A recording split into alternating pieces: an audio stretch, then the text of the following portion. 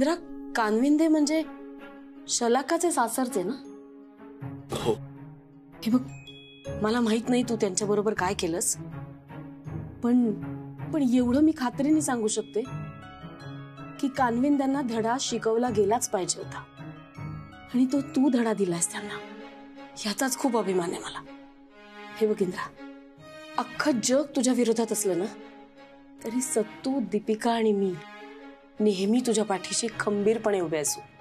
काकू, पण देशपांडे सर असे का वागतायत? ते का समजून घेत नाहीत इंद्राला? घेतील, तेही समजून घेतील. फक्त इंद्राने स्वतःला बदलायला हवं.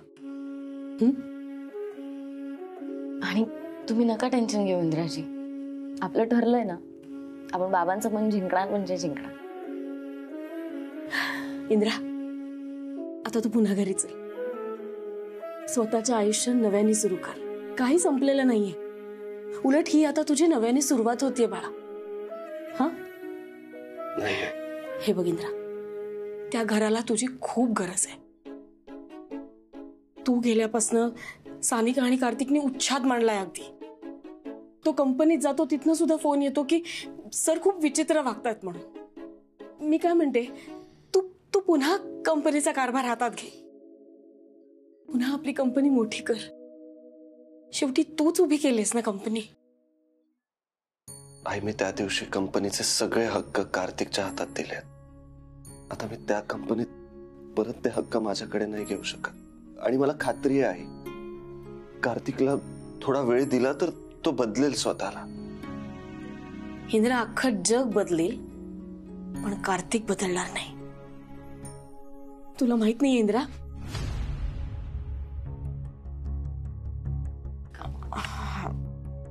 पण मी त्या दिवशी डोंगरपाड्यावर कार्तिक आणि सानिकाला पाहिलं होतं. काय करत होते तिकडे ते?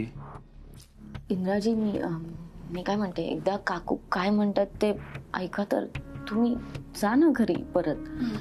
नाही, आता जोपर्यंत मी देशपांडे सरांचा आदर्श विद्यार्थी इंद्रजित साळगावकर होत नाही, जोपर्यंत देशपांडे सर मला साळगावकर म्हणून हक्काने परत हाक मारत नाहीत, तोपर्यंत मी इथून घरी परत नाही येणार. पण इंद्रा, आई प्लीज, मी आता नवी सुरुवात करणार, त्यामुळे मी म्हणेन तू आता फक्त मला आशीर्वाद दे,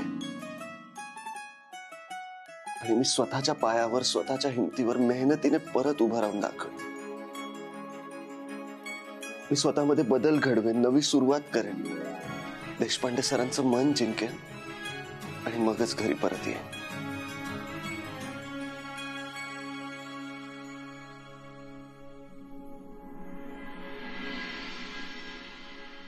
अहो, नाश्ता करून घ्या, नाश्ता तयार आहे. अहो, ऐकलं का? नाश्ता तयार आहे. अहो दीदी, काय झालं ग? दीपू, एवढा केअर टाकतेस? दीपक, तुझा पण नाश्ता तयार आहे आणि डबा पण तयार आहे. करून घे लवकर, चल नाश्ता.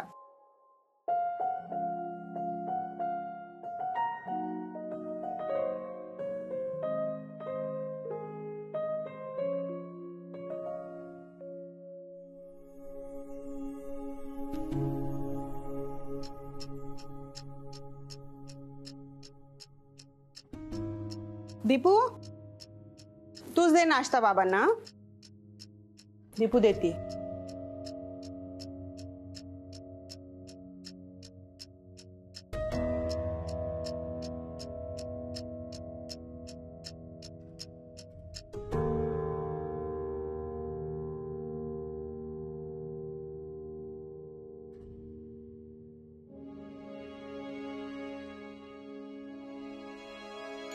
दीपू, हा डबा तुझा. हा, बरं बेटा, डबा भरून घे, गरम आहे. हा, आणि पाण्याची बाटली सावकाश टाक. दीपू, मी शाळेत चाललोय, तुला जाताना बँकेत सोडतो. नाही, नको, मला इंद्राजींना भेटायला जायचंय. इंद्रा इंद्रा इंद्रा, काय काय ठेवलंय काय त्याच्यामध्ये एवढं? दीपू, मी तुला कालच बजावून ठेवलं होतं त्या गुंडाबरोबर एक क्षण सुद्धा थांबायचं नाही म्हणून. का पुन्हा निघालीस त्या गुंडाकडे? बाबा मी पुन्हा एकदा सांगते, इंद्राजी गुंड नाही आहेत. कानविंदेंच्या घरामध्ये जाऊन त्यांना मारहाण करणारा त्याला गुंड नाही म्हणायचं तर काय म्हणायचं? बाबा, ज्यांनी माझा छळ केला त्यांना गुंड म्हणायचं की ज्यांनी मला त्यांच्या तावडीतून वाचवलं त्यांना? तुम्हीच सांगा बाबा. दीदी, ते त्या कानविंदेंना कठोरात कठोर शिक्षा मिळायलाच हवी. पण बाबा, तुम्हाला कल्पना तरी आहे त्यांना शिक्षा मिळायला किती वेळ लागेल याची? अहो, तो जामिनावर बाहेर आला सुद्धा. आणि बाबा, तुम्ही कोणाची बाजू घेताय? ज्यांनी मला या सगळ्यातनं वाचवलं त्याची की ज्यांनी त्रास दिला त्याची? दीदी, मी कोणाचीही बाजू घेत नाहीये. कानविंदेंनी जे काही केलं त्याला माझा विरोधच आहे. पण हा गुंड असा कसा काय वागू शकतो?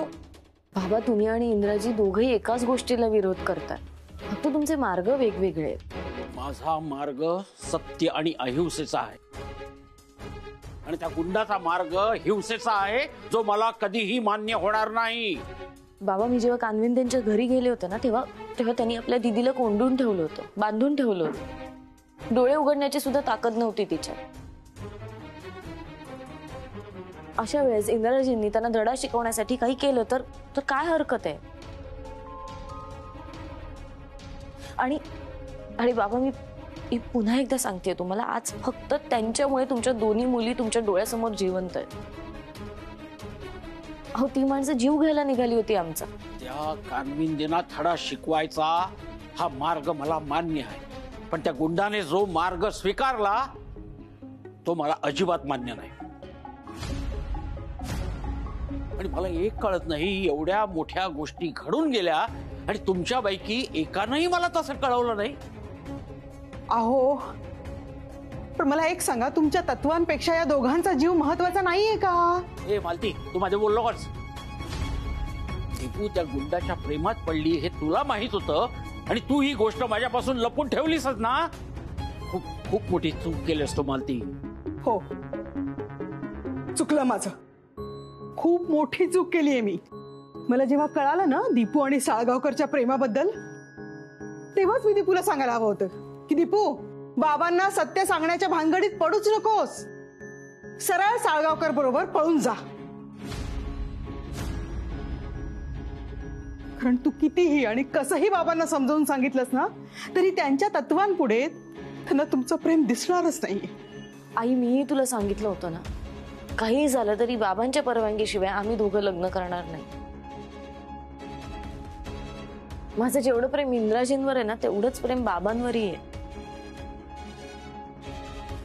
आणि आम्ही पळून जाऊन लग्न केलं असतं ना, तर आम्ही स्वतःला कधी माफ करू शकलो नसतो. तुझं तुझ्या बापावर जर प्रेम असेल तर मी सांगतो ते ऐक आता. तो गुंडा आहे आणि हे सत्य आहे. यापुढं तू त्याला भेटायचं नाहीस आणि तू जर त्याला भेटायचं थांबवलं नाहीस, मला अन्य मार्ग शोधावे लागतील. आणि यापुढे तुला मला समजवण्याची वेळ येणार नाही अशी माफक अपेक्षा करतोय. बाबा, मी प्रेम केलंय, गुन्हा नाही. इंद्राजी आणि माझ्यात अंतर येईल असं मी काहीही करणार नाही.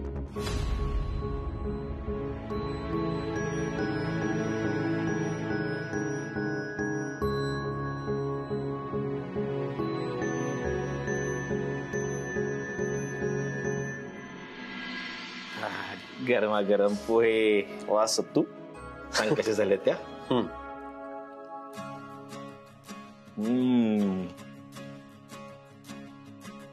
काय मग, झोप लागली की नाही?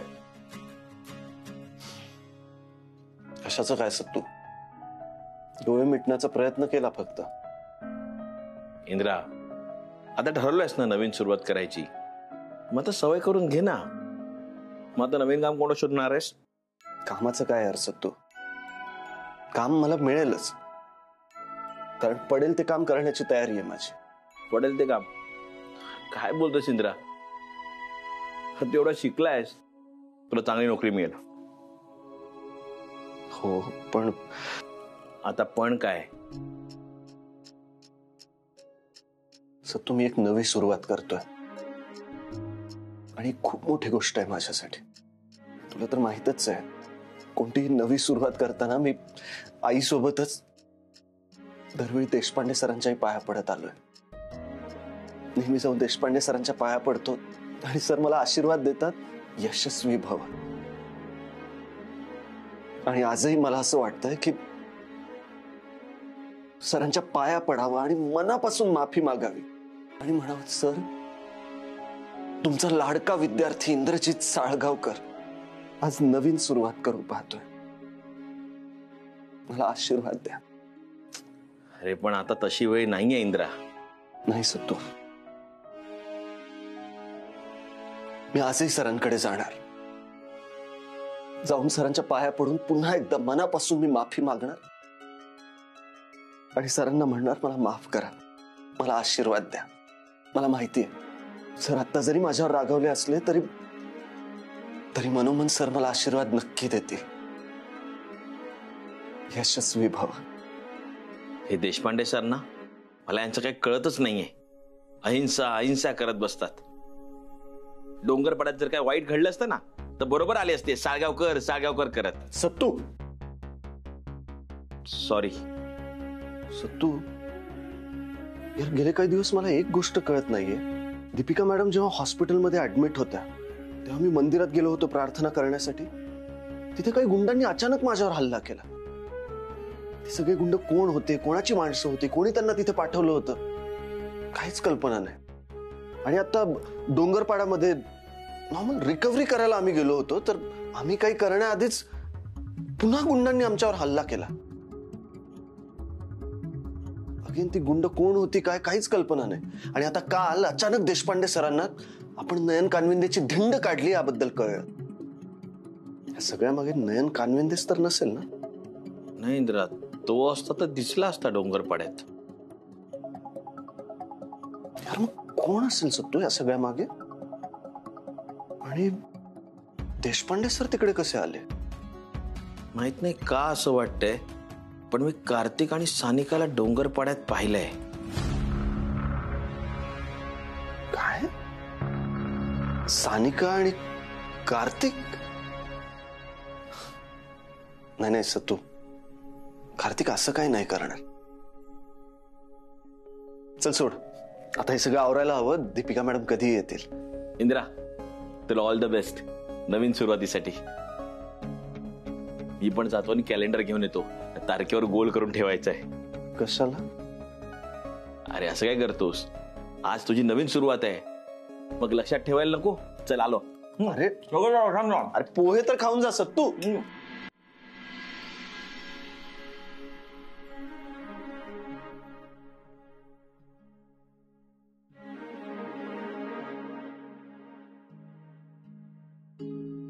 दीदी, अजून नाही का?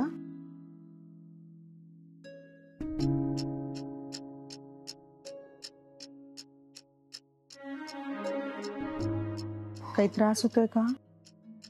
पोट दुखतंय, पाठ पण दुखतेय. आई, मला कळतच नाहीये तारीख कशी चुकली.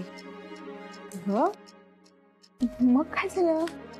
कधी कधी असं होतं, खूप जास्त ताण घेतल्यानं तरीही असं होतं. तारीख चुकल्यापासून मला जरा वेगळीच भीती वाटतेय. दीदी, अगं मी तुला सांगितलं ना, काळजी नको करूस. आम्ही आहोत तुझ्या बरोबर, हो की नाही? मग काळजी नाही करायची. बाईच्या जातीचं कॅलेंडरशी किती वेगळंच नातं आहे नाही का?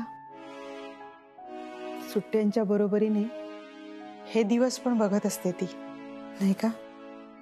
तू एक काम कर, तू पड, तुला बरं वाटेल.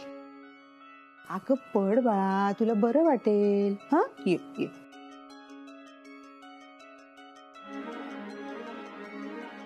सावकाश. आणि थोडे दिवस आरामच कर आता. हं? मी आणि दीपू आहोत ना घरातली कामं करायला. आणि हे बघ, तुला जर काही वाटलं ना तर तू सांग, आपण डॉक्टरांकडे जाऊ.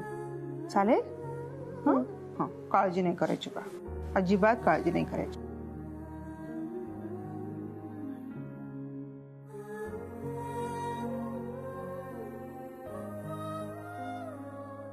अहो,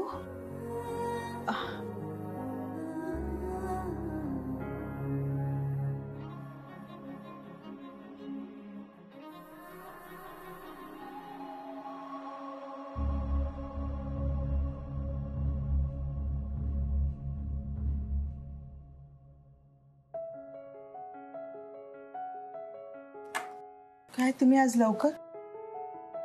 कामं जरा लवकर आटपली. दीदी काय ग, हिला काय आलं? काही नाही झालेलं, सहज सहज पडली होती, थकली ना म्हणून, बाकी काही नाही. पण बा, अशी का दिसते? तब्येत बरी आहे ना? नाही बाबा. बरं मग दीपूमुळे ताण येतोय का तुला? नाही बाबा, तसंही काही नाहीये.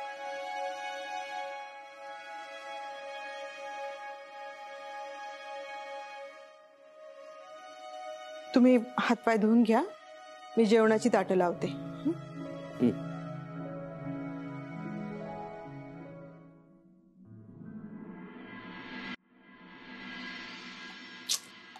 सर, अहो जेवणाआधी काय शतपावली घालताय? अहो कुंटे मॅडम, देव रागवलेत माझ्यावर. सर काय सांगताय? देव प्रसन्न झाला?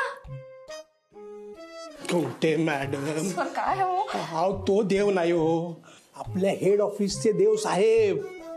त्यांचा होय? हे असंच मी कपाळावर हात मारून घेतला होता. देव साहेबांचा फोन आला होता मला. ते म्हणाले की गेल्या 3 दिवसामध्ये 1 रुपया सुद्धा रिकव्हरी झालेली नाही आपल्या ब्रँडची. तर त्यांना मी काय सांगणार की देशपांडे बाईंची आणि इंद्राजींची जोडी तुटली म्हणून 1 रुपयाची रिकव्हरी झाली नाही.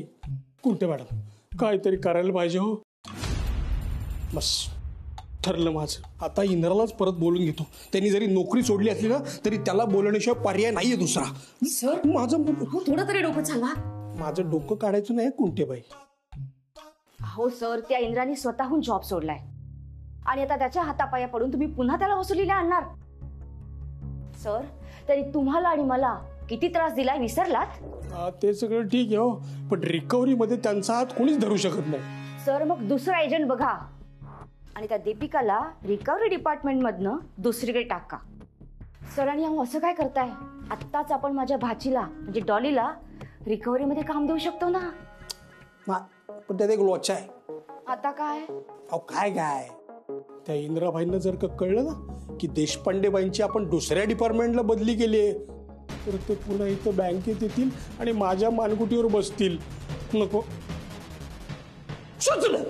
सुचलं आता आयडिया करतो, देशपांडेबाईंच्या वडिलांनाच फोन करतो. म्हणजे काय होईल, त्यांना सांगतो समजावून की कसं आहे, एका स्त्रीने रिकव्हरी डिपार्टमेंटमध्ये काम करणं हे किती धोकादायक आहे. मग काय, देशपांडेबाईंचे वडील त्यांना समजावून सांगतील, तू दुसऱ्या डिपार्टमेंटमध्ये काम कर. हो हो.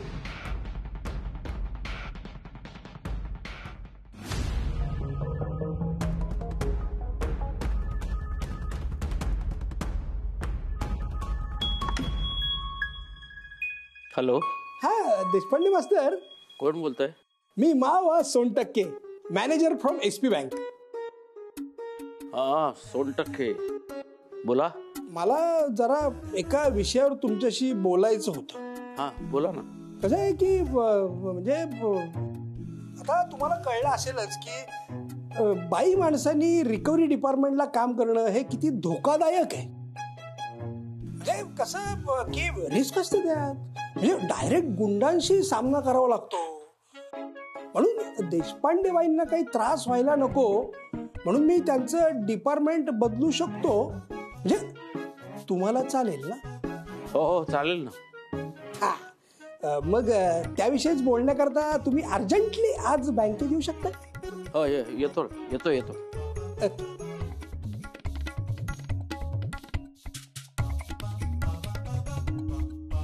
मालती, हो